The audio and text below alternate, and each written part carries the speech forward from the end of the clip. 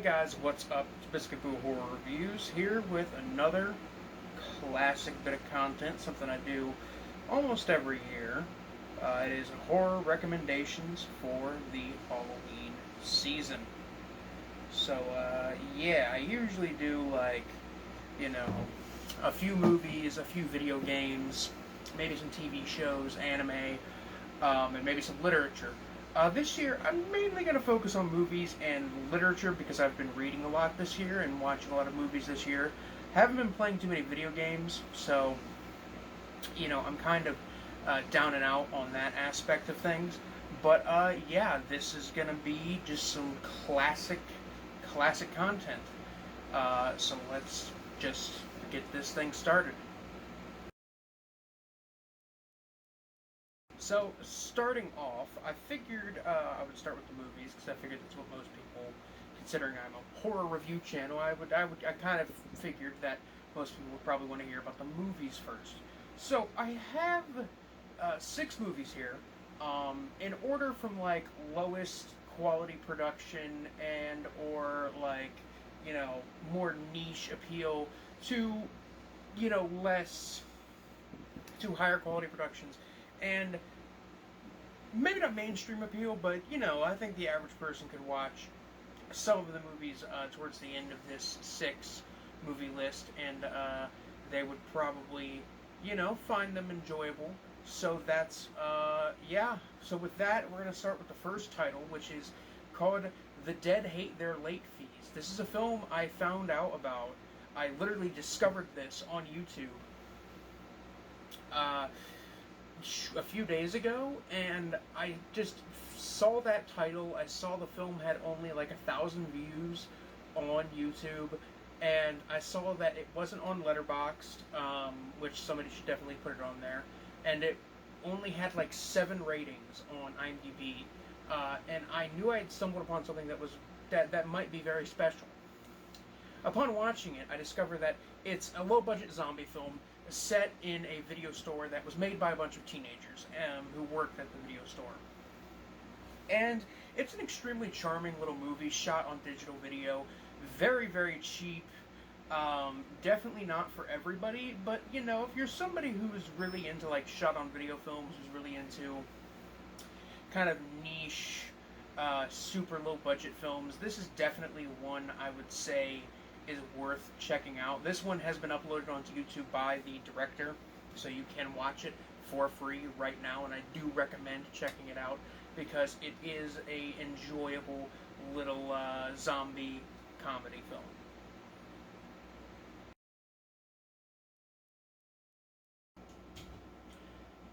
The other film that is this one isn't as nowhere near as cheap and lackluster as The Dead Hate Their Late Fees. This one's actually a seasonal film. It's set around Christmas, but it's an interesting genre piece that I saw this year that I found to be pretty interesting, and I wanted to see it when it premiered at a film festival in the city I live in. But unfortunately, I couldn't make it to the screening. Um, so that's how that goes. I'm of course talking about I'm Dreaming of a White Doomsday, which is a micro-budget, post-apocalyptic sort of horror drama type movie. It's it's basically a film about a woman who is living in a bomb shelter with her son. Her husband has gone out to look for supplies a very long time ago and has not come back, and they're running low on food and just supplies in general. And it's about to be the Christmas season, so it's basically uh, you know, kind of like Threads, but set during Christmas, I guess, would be the best way to put it.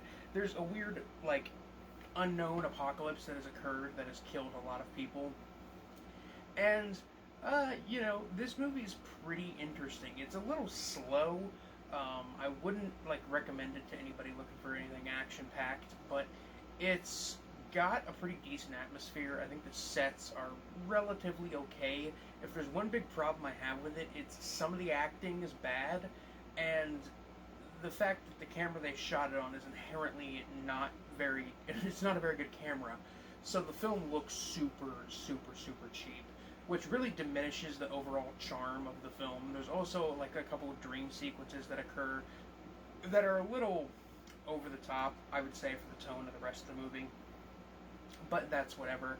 Um, this one is available on Amazon Prime streaming currently, so if you want to check it out, you probably should. Up next, we have the newest feature film by independent director Sam Salerno. I'm talking about Death by a Thousand Cuts. Now, I recently reviewed this film, so my thoughts on it are already out there. However, it has recently been put on Amazon Prime streaming. So if you want to watch it, you can watch it now, and I would definitely recommend checking it out. It's a very unique movie. To give you a very simple plot synopsis, Death by a Thousand Cuts is about a guy named Johnny who is very paranoid that people around him are out to get him.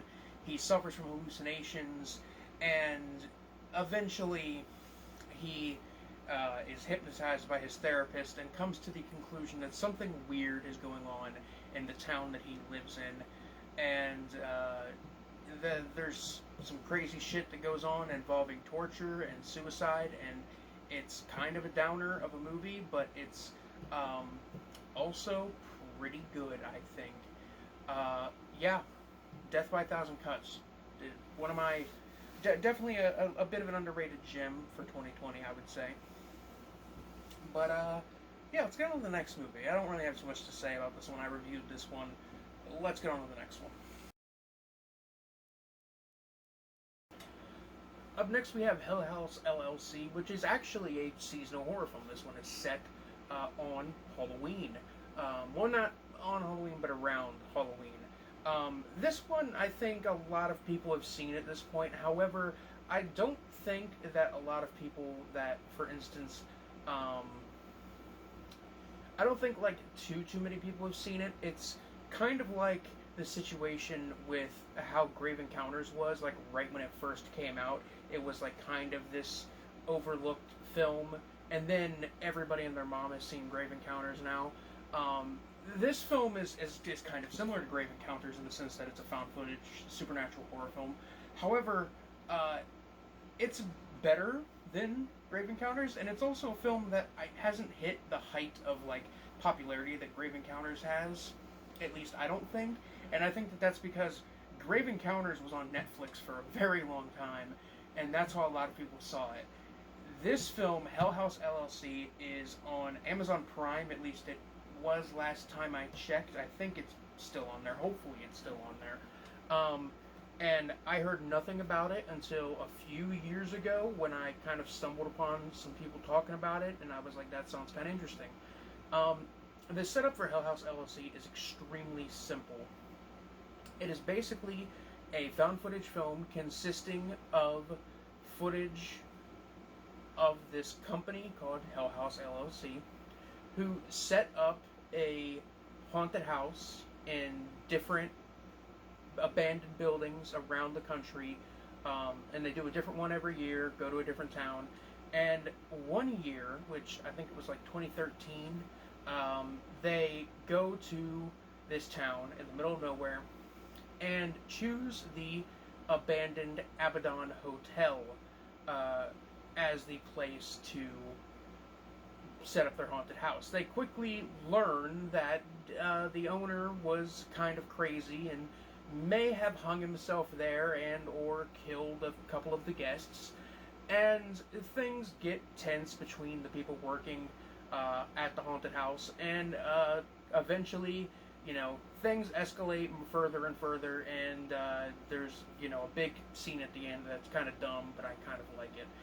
Hell House LLC is not a perfect movie. It's got a pretty decent atmosphere. I watched it. I literally watched this film last year with my parents, and my parents are kind of picky about movies. Like, if I tried to show them something like, I don't know, let's just say The Killing of a Sacred Deer, they would despise it. But if I showed them Grave Encounters, they would probably love it. Not that Hell House LLC is as good as The Killing of a Sacred Deer. I'm just saying that, they're kind of particular about movies. They don't want to watch anything super weird. When I recommended we watch this, they were a bit apprehensive, but they gave in, and they both of my parents, very much enjoyed the film. I enjoyed watching it with them. We, sat and just had a good time. And I watch this one about every year, every other year. It's an extremely enjoyable little spooky haunted house film that I would highly, highly recommend to people who enjoyed Grave Encounters or Hollow's Grove. I think that's what that one is called. Or The House That October Built. If you enjoyed those kinds of movies, then this is definitely right up your alley, and I would definitely recommend Hell House LLC, and the sequels. The sequels are kind of bad, but if you appreciated the ending of the first film for its ridiculousness, then you'll appreciate the sequels, I think.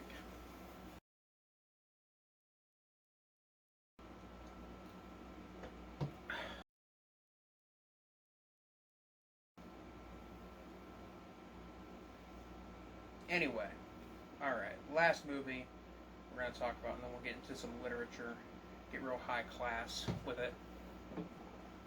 The final movie I want to talk about is a film that came out last year. I didn't see it in time to make, because I made my Halloween video, Halloween recommendation video early, like I am now, so I didn't get the chance to see it before I made the video. However, I would have recommended this one last year, but I still made a post on YouTube saying that I would recommend it, saying that this is definitely one to check out. I'm of course talking about Haunt from 2019. Haunt is written and directed by some of the people who wrote a Quiet Place, which I think is really weird because A Quiet Place was fucking awful. Don't at me. A Quiet Place was garbage. So to see this, it's like, wow, it's definitely an improvement. I mean, this movie isn't like the greatest film ever made. It isn't super smart or complex or interesting, but it's definitely the most, mainstream friendly film that I'm talking about in this video. It's definitely the most normal movie. I think most people would be into it. Essentially, Haunt is a very simple setup. This college-age girl, she has an abusive boyfriend. She breaks it off with him on Halloween night, and then her and her friends go to a haunted house in the middle of nowhere, and she sees a guy in a devil costume kind of following her around. They get to this haunted house and realize that perhaps this haunted house is maybe a little too real. And that's the setup. It's the same. It's a very similar setup to what you got going on with movies like The Fun House and The Houses That October Built and Dark Ride and like Carnival of Blood, if you want to count that one. I kind of do. It's a very similar movie to those kinds of movies. And if there's one thing that a lot of those kinds of movies tend to do that just doesn't really, it doesn't ruin the movie for me, and sometimes it actually increases the enjoyment of the film. But something that always somewhat bothers me with these kinds of films about, where the haunted house is, it's like, oh, it's run by murderers, they're trying to kill people. Funhouse Massacre is another one. Is that the haunted houses are always super advanced, crazy, realistic, just absolutely super expensive looking, and the haunted house in Haunt is super cheap. The scare actors are wearing 70s Halloween masks. It's it's fucking plastic skeletons popping out at you. It's reaching through a hole and feeling cold spaghetti type of shit. And it's really, really charming to see that in this film where it's oh, it's an extreme haunt, and it's just this really underwhelming kiddie shit, and then suddenly this extreme violence and just terror is thrown in, and it really, really works in the film's favor. This one is readily available on the Shudder streaming service. If you have like Amazon Prime streaming, you can get the Shudder channel for like a week-long trial, and I would definitely recommend doing that and watching this one, as well as watching Impetigore, which is an Indonesian film from this year that's really, really interesting, as well as The Golden Glove, which is a film I talked about on my channel about serial killer Fritonka. Either way, that does it for the movies. Let's get into the literature.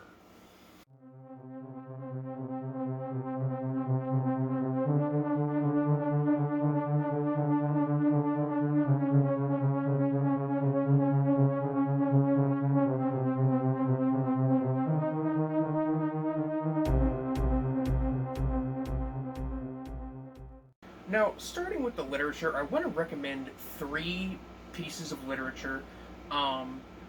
And I'm not going to separate these, like, 3 because I want to keep these ones very short. But the first piece of literature I want to recommend is a Czechoslovakian novel from the early 60s called The Cremator. This film was the inspiration for the Czechoslovakian film of the same name, which I've talked about on my channel before. It recently got a Blu-ray release from Criterion, which is a very nice release. And I saw The Cremator towards the beginning of this year, and I thought it was a pretty interesting little movie. I didn't know it was based on a novel until months after seeing it, and finding out it was based on a novel, I was immediately interested. So I bought the Kindle version of the novel, and I've been reading it.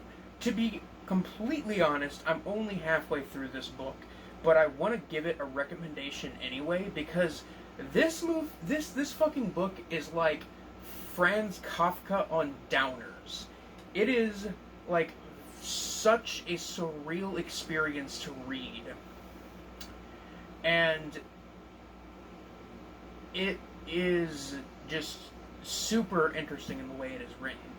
The Cremator essentially tells the story of a guy who works at a crematorium, and he believes that cremating corpses and you know, can absolve you of all sin, can relieve all earthly suffering, and that, you know, if you die a horrible, violent death, you won't have to suffer forever, because you will return to dust as you came from dust, as it says in the Bible, etc., etc., etc. And it's basically just him kind of, you know, just going about his day-to-day life. Like, in all honesty, I'm halfway through this book and not much has happened. Like, it's definitely a piece of horror literature, you can tell by the way it's written, but nothing really crazy has happened yet. I know that shit gets real, because I've seen the movie, and I'm sure I don't know if the movie and the book are one-to-one, but I've heard that they're, you know, relatively similar. But I want to recommend The Cremator either way, because it's an extremely surreal read, and it's really interesting, and it's one of the best, like, novels I think I've ever read that I've never heard about until, you know, just stumbling upon it. You know, because, like, there are novels out there that are, like, some of the best novels ever written, but they're often, you know, these critically acclaimed, famous novels. And then you have something like this, which is, like, this obscure Czechoslovakian piece that not a lot of people know about. The other piece of literature I want to recommend is a piece by Franz Kafka, who I previously mentioned. I've been reading some Kafka this year, and I really enjoy his work. But I want to recommend The Trial by Franz Kafka. This is like a classic piece of literature. If you know about literature, you've probably heard of this one. You probably have read it if you are somebody who does quite a bit of reading. But if you haven't, I would like to recommend this one in particular. The Trial is a relatively simple read. It's not super long, but it'll take a little bit to get through.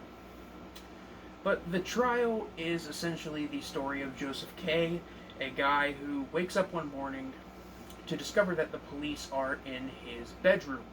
The police, then take him out to the foyer of his kind of like, the place where he lives, and the police are eating his breakfast and telling him he's under arrest. When he gets up to go with them to the station, they're like, "No, you misunderstand us. You're under arrest, but you're free to go about your day." And it's essentially about him being put on trial for a crime that he doesn't know if he ever committed it, and he's never told any of the court dates. He's never told where court is being held. He just has people show up out of the blue, as if they have appeared in the fucking room, telling him details about his trial. Other people seem to know more about his trial than he does. It's a very interesting, claustrophobic, and anxiety-inducing read. And while, I wouldn't consider Kafka a horror author, however, The Trial and Metamorphosis are two pieces of literature that ooze existential horror, and I think are, perfect for film adaptations. There's actually a film adaptation of The Trial from the 60s, directed by Orson Welles, of all people. And it stars Anthony Perkins as Joseph K. It is a very, very good adaptation. The final piece of literature I want to recommend is a novel by Joe Hill, the son of Stephen King. It is Nosferatu. This one isn't anything too, out there, crazy, amazing, interesting. But simultaneously, I think it's kind of an interesting read. Now, if you aren't familiar with this one, it's essentially a, non-traditional vampire story about a energy vampire who kidnaps children under the guise of taking them to Christmas Land, where every day is Christmas and you get presents every day, and it's a never-ending Super Bowl of happiness, so to speak. And he ends up, getting involved with a young girl who's named Vic, and she, tries to thwart his plans of kidnapping children. It's a very interesting read. There's a TV series adaptation of it that is out. I haven't watched the second season yet, but I have watched the first season, and after watching the first season, I decided I wanted to read the novel. And the novel's pretty good. It's a good, non-traditional vampire story. It's not life-changing. Trust me, I'm not like, oh my god, I found my new favorite book, but it's definitely worth checking out. And the audiobook version that is on Audible is very, very well performed. The woman who reads it is absolutely fucking amazing. But that's it for my horror recommendation video for Halloween. As for, I'll go ahead and throw in a little bonus here. As for video games I'd recommend, the remake of Resident Evil Nemesis is good. Pathologic 2, which I played this year, is honestly become one of my favorite video games of all time, because it is just such a clusterfuck of anxiety-inducing nightmares and just pure unfiltered horror. And I'm gonna give a recommendation of Doom 64, because now that has a release on all these different platforms, if you've never played Doom 64 and you're a fan of Doom, check it out. It's a very non-traditional version of Doom. It's interesting, and it goes for more atmosphere over action, which I think is an interesting way to go about Doom, especially before Doom 3, which people often consider to be the big foray into more horror-oriented types, more horror-oriented atmosphere. I can't fucking speak, kill me. Anyway, guys, that's it for now. This is Biscuit Boo Horror Reviews, signing off. Peace.